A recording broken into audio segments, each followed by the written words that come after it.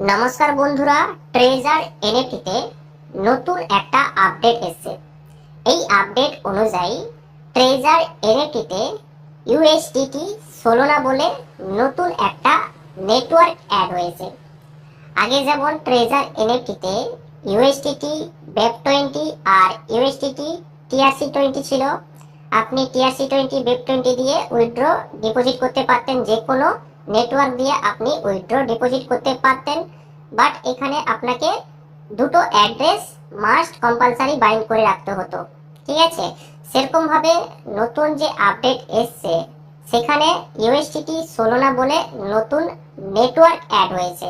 এই ইউএসডিটি সোলোনা অ্যাড্রেসটা must bind করে রাখতে হবে। আপনি যে কোনো নেটওয়ার্কে উইথড্র নিতে পারেন, আপনি চাইলে টিআরসিতে নিতে পারেন, আপনি চাইলে বেব20তে নিতে পারেন, আপনি চাইলে সোলোনা নেটওয়ার্কে নিতে পারেন। বাট তিনটা অ্যাড্রেস মাস্ট বাইন্ড করে রাখতে হবে, তবে গিয়ে আপনি যে কোনো নেটওয়ার্কটা চেঞ্জ করে উইথড্র নিতে পারেন। কিভাবে আপনি ট্রেজার এনএফটির সাথে ইউএসডিটি সোলোনা অ্যাড্রেস অ্যাড করবেন আপনাদের দেখিয়ে দিচ্ছি। প্রথমে আপনারা ট্রেজার এনএফটি অ্যাকাউন্ট খুলবেন। অ্যাকাউন্ট খোলার পরে নিচে দেখুন অ্যাসেট বলে অপশন আছে, এই অ্যাসেট অপশনে ক্লিক করে নেবেন। অ্যাসেট অপশনে ক্লিক করার পরে এই ধরনের ইন্টারফেস চলে আসবে।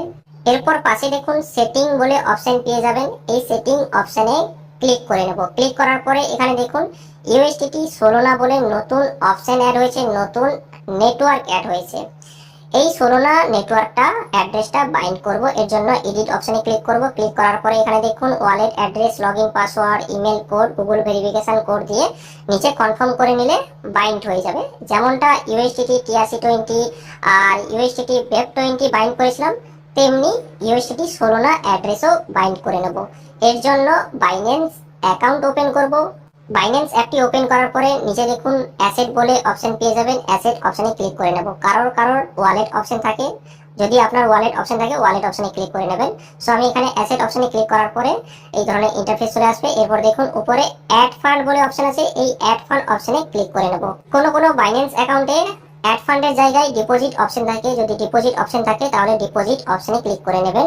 এরপর দেখুন অন চেইন ডিপোজিট, এই অন চেইন ডিপোজিট অপশনে ক্লিক করে নেব। এরপর দেখুন উপরে লেখা আছে সার্চ কয়েন, উপরে সার্চ করব ইউএসডিটি।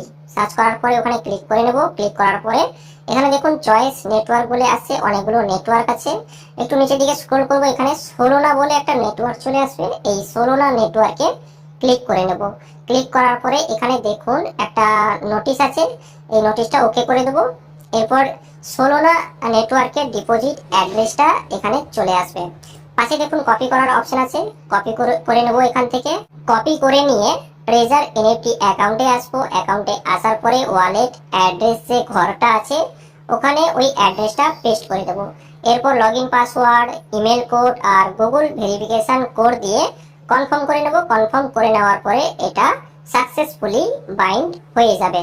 সো এখানে আমি লগইন পাসওয়ার্ড, ইমেল কোড আর গুগল ভেরিফিকেশন কোড দিয়ে নিচে কনফার্ম অপশনে ক্লিক করে নেব। কনফার্ম অপশনে ক্লিক করার পরে এখানে দেখুন সাকসেসফুলি বাইন্ড হয়ে যাবে। এখানে দেখুন সাকসেসফুলি বাইন্ড হয়ে গেছে। এরপর কি করব, ওই অ্যাড্রেসটা চেক করব একবার বাইন্ড হয়ে গেছে কিনা।